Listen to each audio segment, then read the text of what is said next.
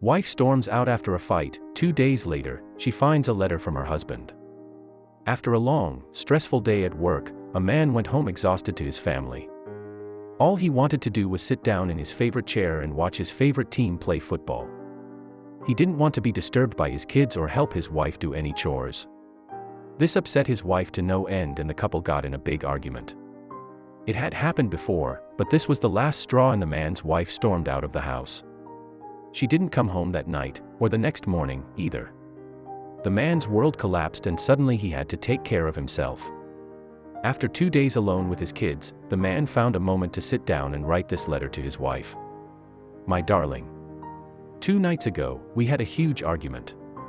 I was exhausted when I got home from work. It was 8 p.m. and all I wanted to do was to lie down and watch the game. You weren't in a good mood, and you were clearly tired after having a long day. You were trying to put the baby to sleep as the other kids were fighting, and all I did was turn the volume up. Would it kill you to play a more active role in your children's upbringing? You asked, turning the television volume back down. You can help out more around the house, too. Hey, I said defensively. I work hard all day just so you could play in the doll's house all day. The argument just kept going like that. I said terrible things to you that I can never take back, and you screamed, saying that you were sick of it all. So you tearfully ran out of the house, leaving me to take care of the children on my own. I was forced to feed the kids and put them to bed all by myself.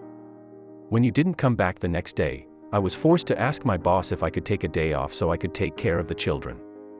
I experienced the crying and the tantrums. I experienced having to run around so much all day that I didn't even have a chance to shower. I experienced being forced to heat the milk, getting the kids dressed, and cleaning the kitchen all at once. I experienced being cooped up all day without speaking to an adult. I experienced the inability to sit calmly at the table to have a relaxed meal whenever I wanted, because I had to run after the kids. I experienced feeling so physically and emotionally drained that I just wanted to sleep for 20 hours straight, but had to get up a few hours after falling asleep because the baby was crying.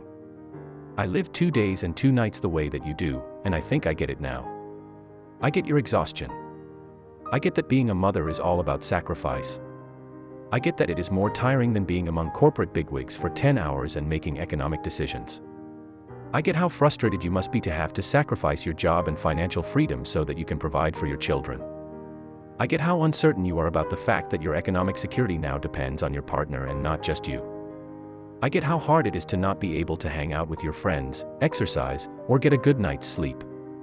I get how challenging it is, being locked up and being forced to watch the children while imagining what you must be missing in the outside world.